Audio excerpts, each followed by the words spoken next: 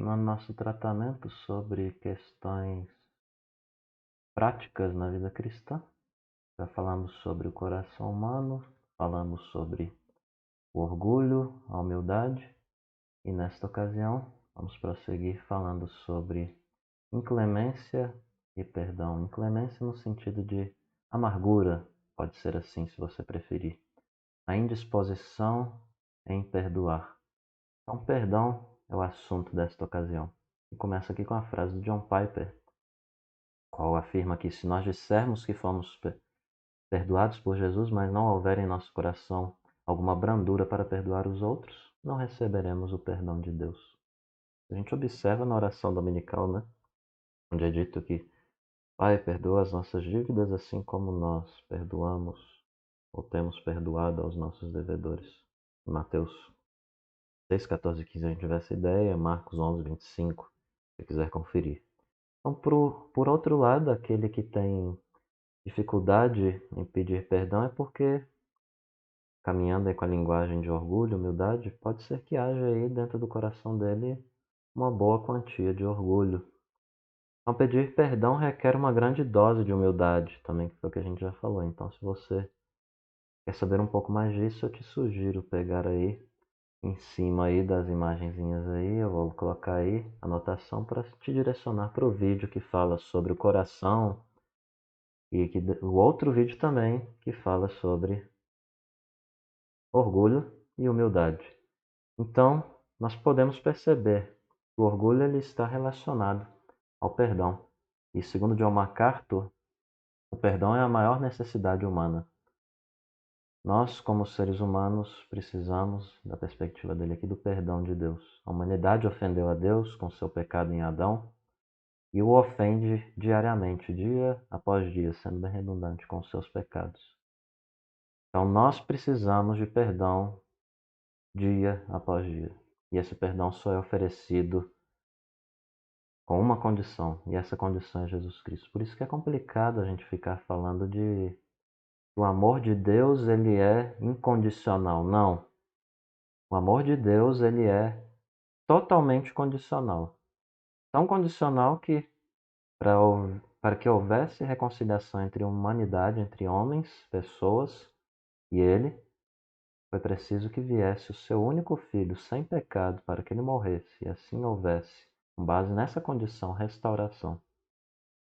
Então eu trago aqui o texto de Efésios 4:32 como um grande texto base para a nossa reflexão. Antes sede uns para com os outros benignos, compassivos, perdoando-vos uns aos outros, como também Deus em Cristo vos perdoou. E Lewis, eu já falei disso em algumas outras vezes, que ser um cristão significa perdoar o imperdoável, porque Deus perdoou o imperdoável em você, né? Então, além disso, eu quero também traçar aqui uma outra ideia de que o perdão é uma atitude muito recorrente e necessária em aconselhamentos e na vida diária. Uma das coisas que mais você tem que fazer na vida é lidar com perdão, amor. Assim como Deus nos perdoa em Cristo, somos chamados a perdoarmos outras pessoas, o nosso próximo. Quem é o nosso próximo? Aquele que Deus coloca no nosso caminho. Pois os filhos de Deus são chamados a imitá-lo. E aí, conforme ressalta J. Adams, os cristãos são pessoas perdoadas e devem ser gratos por isso. Isso é que os torna únicos, mas esse fator único carrega uma responsabilidade com ele, porque eles são perdoados, também devem se tornar pessoas que perdoam. Então, perdoar não é fácil, como já disse o Lewis, né? Todos dizem que o perdão é um ideal belíssimo, até terem algo a perdoar. Mas o que é perdão? Antes de falar o que é perdão, eu acho que vai ser bastante útil para você que está me ouvindo eu falar o que não é perdão. A gente desmonta o que é e depois coloca no lugar, seguindo a lógica de Efésios, né? Despojar e revestir no lugar. Joga o erro fora e coloca no lugar aquilo que é bom. Então, antes de falar o que o perdão é, vamos ver aqui o que ele não é. Perdoar não significa perdoar a Deus. Sim, tem gente que fala que perdoar significa perdoar a Deus ou significa que você, no seu perdão, de alguma maneira, tem que perdoar Deus em alguma coisa. Tem psicólogos que falam isso, inclusive teólogos ou conselheiros que afirmam ser bíblicos. Sustentam umas ideias como essas aí, ó. E aí, qual que é a lógica disso? É a lógica da ilógica, né? Por quê? Porque Deus é santo. Se Deus ele é santo, ele não erra. Se ele não erra, então a gente não tem o que perdoar ele, porque ele não tem erro. Ele é livre de erro. Ele é o próprio padrão do que é certo e do que é errado. Então, perdoar não significa perdoar a Deus. Também não significa esquecer. Tem gente que fala que para perdoar de maneira totalmente saudável, que você superou algum trauma, algum sofrimento, algum problema na vida, você esquece. E isso também é baboseira, é conto da carochinha. Quando Deus nos perdoa, ele não esquece nossos pecados. Ele é onisciente. O que é onisciente? Resumidamente, ele sabe de tudo. Então ele não pode esquecer. Se ele esquecer, isso vai contra a natureza dele ou ele deixa de ser Deus, né? O que Deus faz é o que então, ao invés de esquecer? Ele decide não se lembrar de nossos pecados, o que é diferente de esquecer. Lembrar é um aspecto na linguagem bíblica mais ativo, enquanto que esquecer é mais passivo. Você tem essa diferença assim na escritura. Se alguém disser que não, isso aí é coisa da cabeça dele, mas tem essa diferenciação sim. Eu te sugiro aí o livro do Jay Adams, publicado pela editora Monergismo, na minha tradução, que vai te ajudar um pouco aí quanto a essas questões. Lembrando que há um problema na visão do Jay Adams, naquele livro que eu não coloquei uma nota de tradutor lá. Diz respeito ao fato dele afirmar que o perdão só é condicional, que você só pode perdoar uma pessoa se aquela pessoa se arrepender. Mas temos textos bíblicos, como em Lucas, que mostra o perdão sendo exercido no momento de culto, sem qualquer contato com uma pessoa. Ou seja, a pessoa perdoa-lhe diante de Deus e depois ela vai lá e resolve isso com a outra pessoa. E existem ocasiões que você não precisa nem de arrependimento de pessoa porque o pecado ele é pequeno. Já pensou você ficar pegando para cada pequeno defeito da sua pessoa amada, sua esposa, seus filhos, outra pessoa, e ficar trazendo o tempo todo para essa pessoa? Você não vai viver. Instaurando um tribunal segundo Mateus 18, que é o que muita gente quer fazer. Mas então, perdoar não significa esquecer. E você afirmar que é esquecer, você está sendo muito cruel com pessoas que sofreram abusos físicos, sexuais, foram abusadas, torturadas e assim sucessivamente. Então, perdoar também não é sentimento. É uma atitude, é uma ordem. Quando perdoa, Deus ele não fica no céu ou nos céus emocionando ou produzindo emoções e sentimentos ou coisa assim. Ele decide, ele age, ele diz, ele perdoa. Perdoar também não é desculpa no sentido literal do termo. Perdoar, pegando o termo pelo termo desculpa, perdoar não é desculpa. Desculpa, na terminologia, significa uma defesa, uma apologia. Ao invés de admitir o erro, se eu for pegar essa palavra por si, a pessoa não admite erro. Ela pede desculpa, o que originalmente é isso, você pegar o contexto da palavra, é se defender de uma acusação. E atualmente quando as pessoas pedem desculpa, só para você ver como que a coisa é, elas estão apenas dizendo como se sentem, na verdade. Desculpa envolve o quê? Justificação própria. É uma palavra que não exige algo em volta. E a Bíblia não ordena pedir desculpas. A pessoa fala assim, desculpa, e não acontece mais nada, né? Fica por isso. Geralmente é o que acontece, né? Aí você vira e fala, me perdoe. Você me perdoa? Estou perdoado? A pessoa fala sim ou não, né? Então você tem um diálogo e uma questão mais séria. Perdoar também não significa perdoar a si mesmo. Muita psicologia e cristianismo e teologia barata por aí também fala disso. Ah, você tem que perdoar a si mesmo. E aí tem gente que ainda alinha isso para um outro problema, que é o quê? Falar que as pessoas elas têm uma autoestima baixa, por isso que elas não se amam. Você precisa amar mais a si mesmo. E isso, na verdade, só tem trazido problema atrás de problema para a nossa humanidade, né? E aí tem um livro do Timothy Keller, ou Tim Keller, que ele fala sobre isso. É um livreto pequeno, talvez menos de 50 páginas, muito bom. Ele fala que é o ego transformado, e junto a esse livro um outro do Jay Adams também. Autoestima, a visão bíblica, né, da editora Nutra. Então nada disso daí é bíblico, tá? Perdoar a si mesmo, amar, eu preciso de mais amor para mim. E tem gente que pega o mandamento lá de Jesus, em Mateus 22, que fala que eu tenho que amar ao meu próximo e tenho que amar a mim mesmo, o texto está falando só de 2 mandamentos em um ali, não é de 3. Então, tem nada disso aí como bíblico ordenado na Escritura. Perdoar também não significa ignorar o pecado. Perdoar significa tratar pecado. De fato, algo aconteceu. O pecado é algo sério, tão sério que custou a vida de Jesus Cristo. Então, o transgressor ele não deve ser deixado do jeito que está em seu pecado. É necessário que haja uma tratativa ali. A pessoa tem que lidar com aquilo. Tem que ser resolvido, chegar a uma resolução. Perdoar também não significa encobrir crimes. Perdoar não é encobrir crimes contra si, como uma esposa foi espancada, por exemplo. Ela pode perdoar e ainda assim chamar uma polícia. Perdoar também não significa rejeitar a justiça. Romanos 13 fala disso, né? Sobre obedecer ao governo, aquilo que é agradável a Deus. E a pessoa denunciada por uma ofensa ao Estado, ela vai sofrer as consequências sim da justiça. Perdoar também não significa confiar. O marido adúltero, suponhamos, é arrependido, perdoado pela esposa. Ele não vai ter aquela confiança que ele tinha antes de tudo isso aí acontecer, né? Automaticamente. Por quê? Confiança é algo construído. A confiança daquela mulher foi abalada. E ela vai ser readquirida lentamente. Uma criança molestada não pode ser confiada a convivência ali ou deixada sozinha com o abusador dela. Cuidados devem ser tomados. E perdoar não significa reconciliação também. Apesar de perdão almejar a reconciliação. Por que eu coloco aqui que perdoar não significa reconciliar? Porque tem vezes que você vai atrás do perdão e tem gente que não vai querer te perdoar. É nesse sentido. A ordem do cristão para o cristão é almejar a reconciliação. O perdão cristão, ele leva à reconciliação. Se alguém vir e falar assim, eu perdoei, eu sou cristão, mas eu não vou reconciliar. Toma cuidado. Existem exceções de algumas coisas no sentido de que anda associado à questão da confiança, concedida aos poucos. Mas já vi casos de casamento, por exemplo, que a pessoa virou e falou assim, me traiu, eu perdoo, mas eu não reconcilio. Mas o caminho de Deus é o quê? É o caminho da restauração.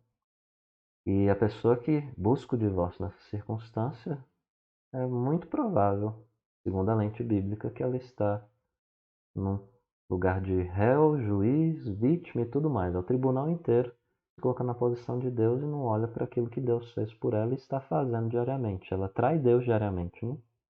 E ela não traz aí o perdão que Deus traz para ela na vida das outras pessoas também, né? Então, são necessárias 2 pessoas para que exista um perdão. Uma pessoa pode estender a mão e falar assim, beleza? E a outra virar e falar, não vou cumprimentar. É isso que eu quero dizer. Porque existe dureza no coração humano. Uma pessoa pode se arrepender, a outra pode não querer perdoar ou não querer sair do seu erro. São várias as variantes. Mas, por fim, eu destaco aqui o que perdão ainda não é. Poderia destacar várias outras coisas, mas esse aqui é o básico. Perdoar não significa que você vai deixar de sentir dor. Quando alguém perdoa, a dor ela não é automaticamente e totalmente eliminada. É por isso que é cruel você virar e falar para pessoas que sofreram coisas terríveis e por sentirem dor você virar e falar assim, você não perdoa ainda porque você ainda está sentindo dor. Muitas igrejas fazem isso. Muita gente age desse jeito com pessoas feridas. Isso fere ainda mais. Apesar disso não dar motivo para a pessoa ficar endurecida, a vítima, né? Mas isso colabora para trazer problemas sobre a vida da pessoa. A pessoa que sofre isso de uma igreja, por exemplo, ela pode responder de maneira positiva, reagir ao pecado da própria igreja de maneira positiva, sem cair na negatividade daquelas pessoas que estão caindo contra ela, semelhança do que foi feito a Jó lá, né? Amigos que não eram amigos falando mentiras, agindo de maneira indevida, mas buscar, como Cristo aí, ser aquele que tem a disposição apropriada. Mas agora, o que é perdão? Perdão é libertação. Quando alguém perdoa um ofensor, esse ofendido, né? Ele pode ter liberdade para seguir em frente. O ofensor não mais o controla. Dentro da palavra perdão tem essa ideia de libertação, não pagar o preço em algum sentido, né? Permita-me prosseguir. Perdoar significa confiar em Deus. Quando você perdoa, você está confiando em Deus como juiz perfeito para agir na sua circunstância. Perdão também é algo que é exercido várias vezes e deve ser exercido várias vezes em caso de novas ofensas ou contatos com o seu ofensor. Perdoar é uma atitude pontilinear, pontual e linear. Existem ocasiões que você vai se defrontar com uma ofensa ou com seu ofensor, e nessa circunstância, você, como ofendido, vai agir mantendo aquele perdão que você prometeu. Eu te prometo que eu te perdoo.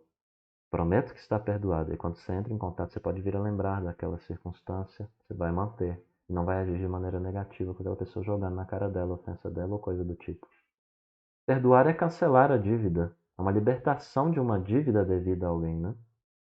Isso que Cristo faz conosco, né? Deus, Espírito, o sacrifício do Redentor na cruz. Perdoar é desejar o bem ao ofensor. Isso traz alegria ao coração. Você vê aquelas pessoas que dizem que perdoam, mas elas desejam o mal dos seus algozes, daqueles que fizeram mal contra ela.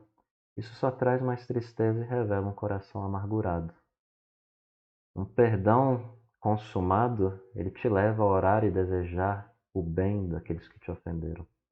Então, o ofendido tem esperança de que seus ofensores tenham um encontro com Jesus, de maneira que o futuro deles seja melhor do que o passado. Isso traz alegria ao nosso coração. Mas, acima de tudo, se você não conseguir captar, tenha aqui ao menos isso na sua memória. O básico do básico do que é perdão. Perdão é uma promessa tríplice. Quando alguém perdoa, ele está prometendo três coisas para esse alguém que te ofendeu.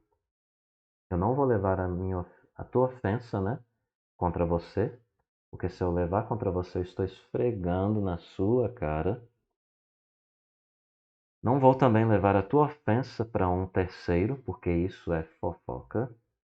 E o mais difícil, não vou ficar trazendo a mim, ficar lembrando ativamente dessas circunstâncias comigo mesmo, porque isso pode gerar amargura ou ser amargura. E aí, prosseguindo, é necessário a gente ainda falar algo mais sobre o perdão, né? Falei para vocês que J. Adams sustenta que o perdão só é condicional, mas existe um perdão incondicional. Em que você não precisa chegar na pessoa e falar assim: você errou, se arrependa, está perdoado, me perdoa, está perdoado, e prosseguir. Em circunstâncias você não precisa fazer isso, que são coisas tão pequenas que é possível cobrir, é a linguagem da Bíblia, né? Cobrir o pecado. Nos Salmos a gente vê isso em Pedro também. E segundo dois autores, Ken Sande e Tom Raab, no livro Os Conflitos do Lar e as Escolhas do Pacificador, da editora Nutra, por sinal um excelente livro, conta essas questões sobre conversa e outras coisas, ele fala que um pecado não pode ser relevado, não pode ser incondicional nesse caso, né? Tem que ser condicional quando? O perdão, né? Ele vai ter que ser condicional quando ele desonra a Deus, todos esses elementos, não só isso, tá? Danifica o nosso relacionamento e prejudica também, ou poderia prejudicar alguém, ou prejudica né, o ofensor e diminui sua habilidade de servir a Deus. Então, se aquela coisa está no coração, não está tratado, e houve um terceiro, você viu alguém ofendendo, então isso aí já é necessário um tratamento de perdão condicional. Falar assim, você está errado, e fazer todo o processo de Mateus 18 lá. Você tem duas pessoas, se foram só as duas ali, a questão pode morrer por ali. Mas se teve duas pessoas e ainda um terceiro viu aquilo ali, foi público, é aquela tratativa que a gente encontra no Manual Presbiteriano da Igreja Presbiteriana do Brasil e a gente encontra na própria Sagrada Escritura e nos símbolos de fé de Westminster, de que pecados públicos devem ser tratados publicamente e pecados secretos secretamente. É por isso que a gente não leva certos pecados aí publicamente, porque já pensou se tratar de pecados secretos das pessoas, todos eles, não ia ter vida. E aí eu trago aqui que o perdão ele é algo muito vital na vida cristã, como evidenciado aqui nas palavras do C.S. Lewis, né? Perdoar as incessantes provocações da vida diária, continuar perdoando a sogra mandona, marido briguento, a esposa resmungona, filho egoísta, filho enganador, como podemos nós fazê-lo? Somente penso eu, lembrando-nos de nossa posição pelo significado de nossas palavras quando dizemos em nossas orações toda noite: perdoa nossas ofensas assim como nós perdoamos aqueles que nos ofenderam. A nós é oferecido perdão somente nesses termos. Recusá-lo é recusar a misericórdia de Deus para conosco. Não há menor indício de exceções e Deus está falando sério. E finalizando aqui, eu ressalto o que ele diz. Os cristãos que mais trabalharam por este mundo eram exatamente os que mais pensavam no outro mundo. Foi quando deixaram de pensar no outro é que se tornaram tão incompetentes neste aqui. E a última palavra, à luz de um sermão do Francis Chan, finalizando essa temática do coração humano, do orgulho, da humildade, da inclemência, a amargura, né? A falta de perdão e o perdão. Lembre-se da sua vida. A sua vida é como esse gráfico aí, ó. É apenas a parte vermelhinha dessa seta. 70 anos, alguns, outros talvez 80, poucos 90, talvez 100. Média de vida aí 60 anos talvez, para 70, Brasil. A vida é curta. E o que você está fazendo com a sua vida? Tão curta, que entra na eternidade. Você considera a vida aqui, à luz daquilo que o C.S. Lewis falou, à luz da eternidade, você vai ser muito mais eficaz. A vida não acaba aqui. Isso é apenas uma pontinha de algo maior. É aquilo que o autor das Crônicas de Nárnia fala. Eu tenho saudade de um lugar em que eu nunca fui. E o lugar para o qual fui feito é Deus. A eternidade, o céu. O ser humano, Deus colocou isso no coração dele. E o sofrimento serve para isso também, para refletir quanto a essas questões e nos conduzir aos pés de quem realmente importa. Diante de toda essa conversa, nós precisamos da ajuda do Espírito Santo de Deus para praticarmos um coração piedoso, termos um coração piedoso com o Espírito habitando dentro dele, que vai gerar em nós um abafar do orgulho, uma remoção diária do orgulho e no lugar a humildade verdadeira, não de fachada, lançando fora também a amargura e no lugar colocando o perdão. Espero que eu tenha sido útil nessas falas para você e que Deus te ajude e você corra aos pés dele em busca de ajuda, porque é o que Jesus Cristo disse para nós. Sem mim, nada podeis fazer. Então que corramos para a cruz de Cristo, as mãos vazias, a fim de que sejamos preenchidos pelo Redentor em nossas almas.